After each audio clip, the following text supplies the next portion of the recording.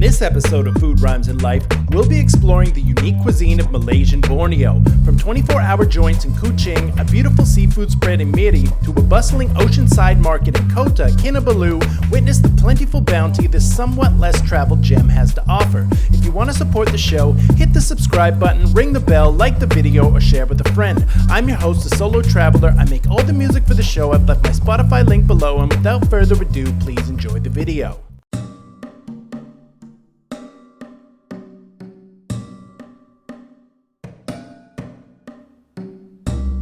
People often ask me which is my favorite of the places I've seen throughout my travels, and although I can never narrow it down to just one, Malaysian Borneo would undoubtedly make the shortlist. Food, landscape, people, exemplary. So I just stepped out my hotel. We're heading across the street. God bless the 24-hour joint. It's not that late, but I love these 24-hour places. We got a great spot that I ate at the other day. Got an early flight in the morning, so I'm not gonna mess around too much, and I want to show you guys this place anyways because it's magnificent. What we're about to get into is 2 beef kebabs on biryani with some type of a sauce here, and then we've got this beautiful fresh apple juice that they do here. It's the only time I've seen like a Granny Smith style sour apple juice, sugar-free. It's tart, it's delicious. Let's get into this beef kebab. Dip it in the sauce.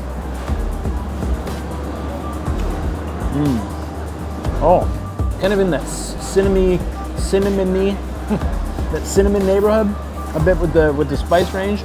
You know, that kind of cinnamon, nutmeg, allspice. This beautiful biryani rice. It's Joseph in the Technicolor Dreamcoat over here. Really colorful, flavored beautifully. Thank you.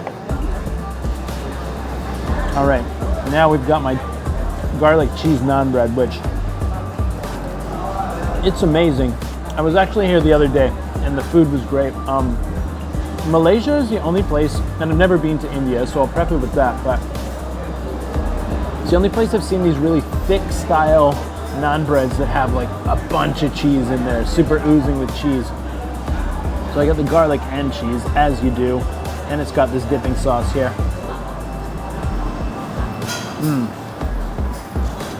Flavor country. I touched down in Miri with a singular purpose, to peruse the legendary, dare I say nearly mythical spectacle known simply as Old Man Street. And I must say, initially my heart turned black, welling with a disappointment so bitter, so despondent, and then... Hello? Pay dirt. Now back to our regularly scheduled programming. Alright, I'm here at a restaurant called the Fisherman's Wharf here in Miri. And I've ordered like a seafood spread here right on the table. It's done with a Malaysian sauce called sambal sauce, which is, it's like shrimp paste, chili, onion, garlic, galangal, lime juice, salt, sugar, and probably a couple other things that I'm forgetting. They set me up with my trusty plastic gloves here. Feel like I'm about to give someone an enema. Maybe this crab. Look at that. Big old crab guts. Interested about this sauce, actually.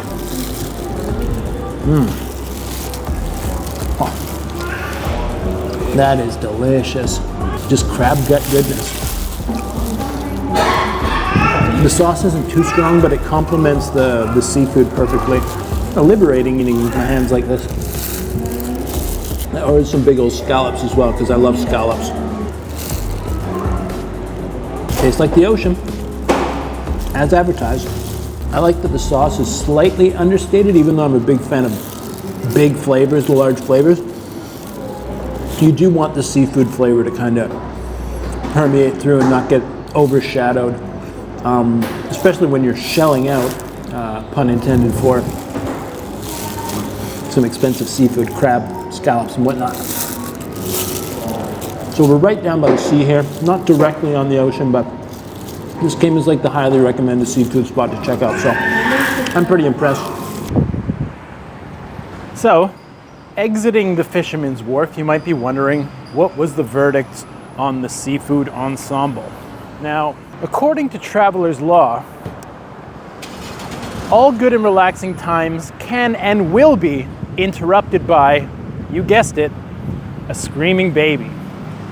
And as the cherry on top, to quell aforementioned screaming baby, they busted out the phones with the YouTube and the children's television show to interrupt the intended slow, relaxing jazz music that was supposed to be providing the ambiance. That being said, it wasn't too bad. It was good. It was not a bad time. No. Could it be? Is it some type of desert oasis? All right, thought why not stop off in this little bar here. Kind of a little bit rare for this part of the world to have a complex like this. They're about, but so it's actually a serve-yourself beer bar. I was able to get myself a Sapporo here, which is a nice Japanese beer. So, and the food here is actually like a Filipino influenced menu, which was, I was told, might happen, you know, as I travel through Borneo and get closer to the Philippines. There's more, like there's a Filipino influence and there's an Indonesian influence, as opposed to northern mainland Malaysia, which is more of a Thai influence, and then everywhere's got the Chinese influence and the Indian Muslim influence. So a unique area as far as food goes. We'll try out this pork adobo here. It really looks really nice. You can tell they've got big old pieces of pork belly in here, which is dope. This does not disappoint at all. If you've never had an adobo, it's like a Filipino stew. Some bay leaves, onion. It kind of distills itself down into like a thin gravy. It's quite tasty, quite homey stew. It might remind you a little bit of like a Western stew, but it's definitely got its own thing. And they made this one spicy for me because I asked for it. So it's got some chili peppers in there also. I'd say the meat's really tender, really good actually. And the spice complements the beer perfectly. This is a really nice snack. I'm very impressed. A little R&R and KK. Welcome to Kota Kinabalu.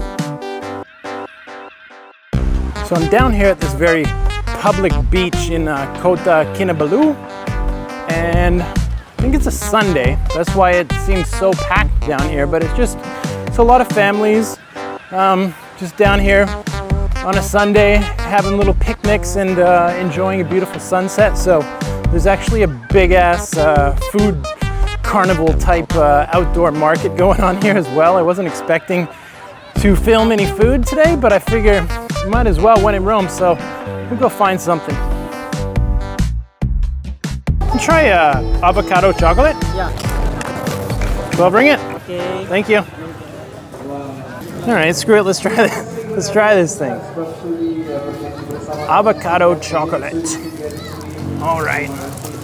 Yeah, I was gonna say, I've been doing traditional stuff the entire time, and I'm in this kind of carnival market type setting. I might just try out some weird little like snacky finger food type stuff here while I'm here. Why not? See what it's like in Malaysia for that type of thing. This is really good. It's like a dope milkshake. Avocado has a certain neutrality in the flavor that allows the chocolate to come through, and then it's also the texture of an avocado allows it to be whipped like a milkshake. So this is actually a brilliant combination in my opinion. It's actually super tranquil down here with the sunset, and everyone just seems super peaceful Sunday vibe right now. Food everywhere, and then we've got this little girl singing on the microphone who's actually got an excellent voice also, really setting the mood. It's nice. All right, let's see what other kind of junk food I can get into here. Little known fact, I was once a giant Ugg boot mascot on the Manly Beach Corso in Australia. I feel your pain, sir.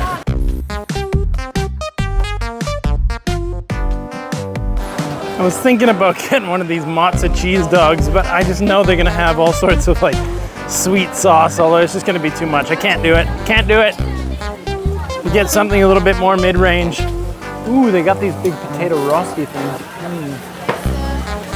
Hello. Can I get one? It's like watching Dolly scrawl with cholesterol collected from my future arterial walls. Okay, I got this crazy potato rosti thing. So, you saw her making it up for me with all the sauces. What this is,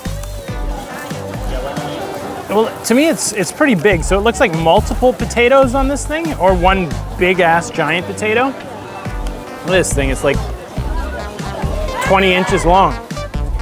And it's just like a spiral cut potato into basically like a bunch of homemade little potato chips. Tasty. You're gonna fill me up. This is terrible for you. Fried food with all sorts of sauces of miscellaneous or anonymous origin, or ambiguous origin, whatever word you want to use.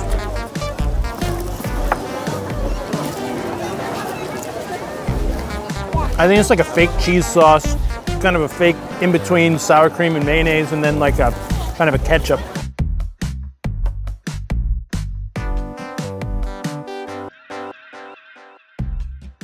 Okay, so we got some little mini octopuses grilled on a stick here with a spicy seafood sauce of some sort.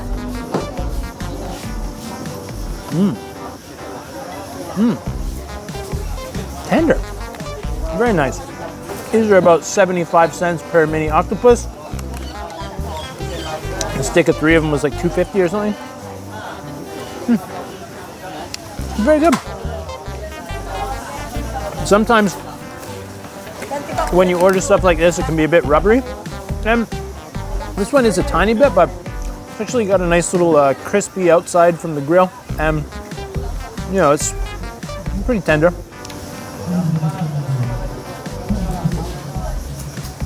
All right, eat these quick. I want to catch a little bit more of this sunset on the camera.